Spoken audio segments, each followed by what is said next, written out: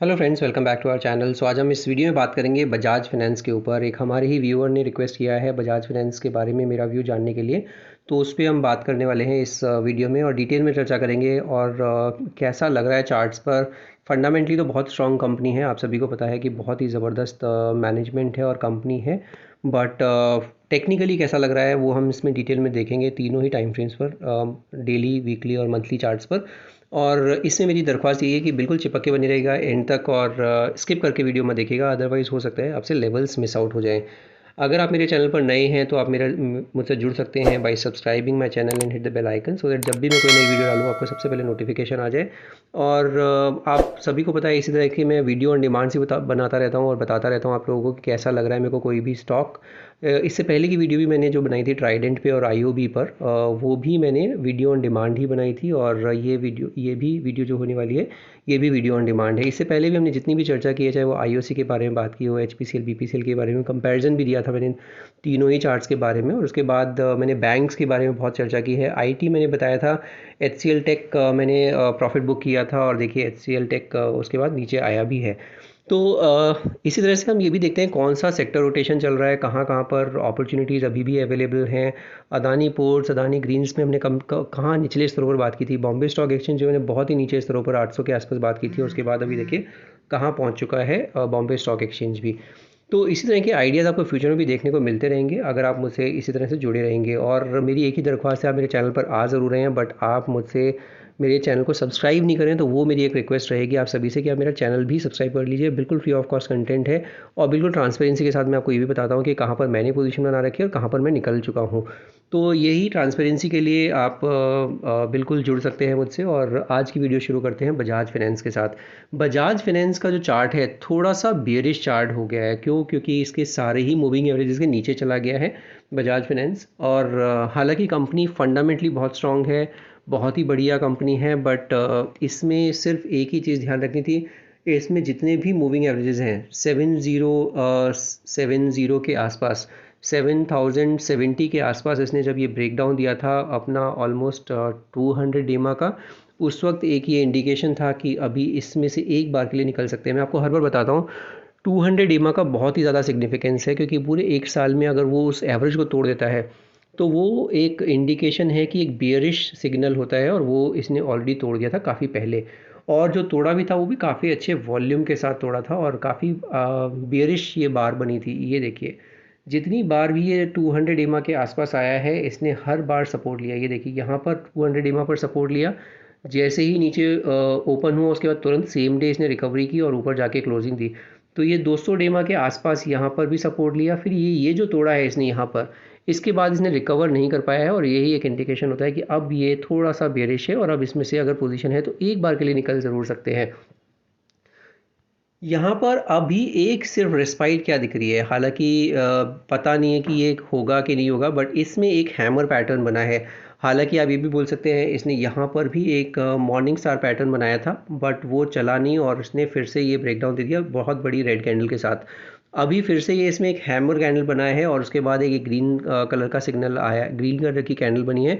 तो अगर अब स्टॉप लॉस लगाना है तो अब स्टॉप लॉस कहाँ लगाएंगे आप? अब स्टॉप लॉस आपके लिए जो बनता है वो बनता है 6190 के आसपास। 6190 को तोड़ दे तो फिर तो बिल्कुल ही निकल जाना चाहिए अभी के लिए, क्योंकि ये बहुत परेशान कर सकता है, साइडवेज रह सकता है ये पर्टिकुलर स्टॉक। और अब इसमें जो नई पोजीशन बनाने के बारे में सोचना है तो वो अब बनाने के बारे में सोचना है या तो 6600 के ऊपर जाए या फिर ऑलमोस्ट 7100 को क्रॉस करे, तो फिर बहुत अच्छे चार्ट पैटर्न्स बनेंगे और फिर 8000 तक जा सकता है ये। क्योंकि आप देखेंगे काफ़ी टाइम से एक ये रेंज में चल रहा है और ये रेंज जो है वो भी काफ़ी पुरानी रेंज है। तो वो इसी वजह से मुझे लग रहा है कि ये एक और चीज़ है जो ध्यान रखने की चीज़ है। डेली के चार्ट पर एक और चीज़ क्या इमर्ज हो रही है, वो हो रही है इसका head and shoulder pattern. Head and shoulder कैसे बन रहा है देखेंगे तो अगर ये इसका देखिए लेफ़्ट शोल्डर, ये इसका हेड, और ये इसका राइट शोल्डर, और इसका नीचे यहाँ पर कहीं इसने ब्रेक डाउन दिया है। कहाँ पर ब्रेक डाउन दिया है अगर आप देखेंगे तो ऑलमोस्ट 6930 के आसपास का इसने ब्रेक डाउन दिया है। मतलब 6930 जब तोड़ा था तो हेड एंड शोल्डर का जो ब्रेक डाउन आता है वो बहुत इंपॉर्टेंट है। इसी तरह से जब हम नीचे इस तरह पर पकड़ते हैं इन्वर्स हेड एंड शोल्डर, उसका भी रिजल्ट काफ़ी अच्छा होता है। इसी तरह से मैंने आपको पिछली एक वीडियो बनाई है येस बैंक के ऊपर, वहाँ पर भी हेड एंड शोल्डर पैटर्न बना है और उसमें भी ब्रेकडाउन आ चुका है। इसी तरह से यहाँ पर बजाज फाइनेंस से भी head and shoulder pattern daily के चार्ट पर बना है और उसका ब्रेकडाउन ऑलरेडी आ चुका है। तो अभी बिल्कुल जल्दबाजी नहीं करनी है इसमें एंट्री की बहुत जल्दी एंटर करना चाहें आप 7100 के ऊपर चलना शुरू होगा तो फिर इसमें फिर से एंट्री कर सकते हैं। तो इतना जल्दबाजी क्यों करनी है। RSI भी देखते हैं डेली के चार्ट पर, तो 37 का RSI है, तो वहाँ पर भी कोई बहुत मोमेंटम नहीं आ रहा है, बिल्कुल साइडवेज है या फिर ये नीचे ही क्रैक होता जा रहा है। तो ये हो जाता है डेली का चार्ट। अब इसका एक बार वीकली के चार्ट पर देख लेते हैं, वीकली के चार्ट पर कैसा प्लेस्ड है। तो वीकली के चार्ट पर भी आपको दिखेगा बहुत ही clear head and shoulder pattern, जो मैंने आपको पहले भी बताया था। इसमें भी अगर आप देखते हैं तो मैं आपको एक ड्रॉ करके भी दिखा देता हूँ। तो ये इसका लेफ्ट शोल्डर, ये इसका लेफ्ट शोल्डर, ये इसका हेड, फिर इसका ये जो ब्रेकडाउन आया है आपका, और इसका फिर ये राइट शोल्डर।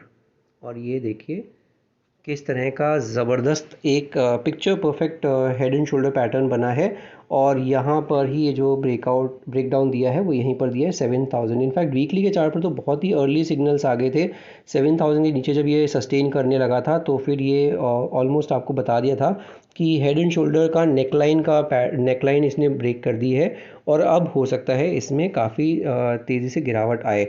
अब इसमें जो गिरावट आई है वो कहाँ तक आई है अगर आप देखेंगे तो इसमें जो टारगेट आएंगे 8200 से 7100, तो ऑलमोस्ट 1000 रुपये की गिरावट आई है। अगर आप देखते हैं तो 1100 रुपये की 7000 पे आया है, 8200 से 700।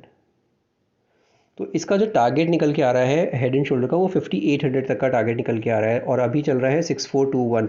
तो 5800 का टारगेट अभी भी मुकम्मल नहीं हुआ है हेड एंड शोल्डर का, और इसी वजह से लगता है कि थोड़ा सा और निचले स्तर पर ये मिल सकता है आपको और वहाँ पर अच्छा खासा एक लेवल दिखेगा। इसमें अगर वीकली के चार्ट पर भी देखते हैं तो 200 डेमा जो है इसका वो है 6041। वहाँ पे अगर आता है मिलता है तो फिर एक अच्छा लेवल होगा इसको एक्यूमुलेट करने का। 6050 मान लीजिए, 6050 के आसपास अगर ये मिलता है तो वहाँ पर एक लेवल होगा जहाँ पर इसको एक्यूमुलेट किया जा सकता है, क्योंकि फंडामेंटली कुछ चीज़ नहीं हुआ है। फंडामेंटली कंपनी उतनी ही स्ट्रांग है, बिजनेस वैसा ही चल रहा है। तो सिर्फ और सिर्फ अभी थोड़ा सा टेक्निकल चार्ट पर वीक है, बट वो भी एक एक्यूमुलेशन जोन पे आएगा 6050 पर। वहाँ पर आप लेने के बारे में एक बार सोच सकते हैं। RSI भी देखते हैं वीकली के चार्ट पर, तो वीकली के चार्ट पर RSI भी 35 है, तो वहाँ पर भी क्लियर इंडिकेशन है कि कुछ बहुत मूवमेंट हो नहीं रहा है। इसी तरह से अगर आप मंथली के चार्ट पर भी देखते हैं तो मंथली के चार्ट पर भी सेम ही स्टोरी है। और अभी आप हाँ, ये भी मंथली के चार्ट पर भी कुछ बहुत ज़्यादा नहीं है। और मंथली के चार्ट पर भी अगर आप देखते हैं 50 मंथ एक्सपोनेंशियल मूविंग एवरेज वो कहाँ पे है, 5900 के आसपास है।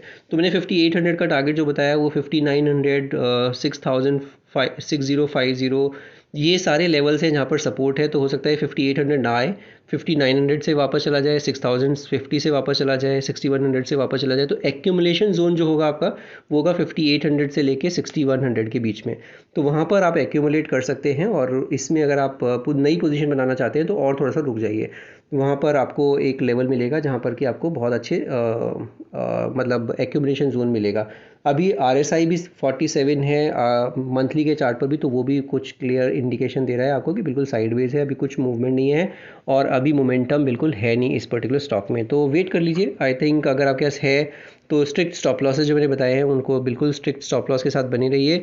और अगर वैसे निकल जाना चाहिए था पहले ही, जैसे मैंने बताया कि बिल्कुल डेली के चार्ट पर भी हेड एंड शोल्डर पैटर्न का ब्रेकडाउन आया, वीकली के चार्ट पर भी हेड एंड शोल्डर का ब्रेकडाउन आया, तो वहाँ पर इंडिकेशन आ गया था कि ये बिल्कुल क्लियरली नीचे की तरफ जाने के लिए तैयार है।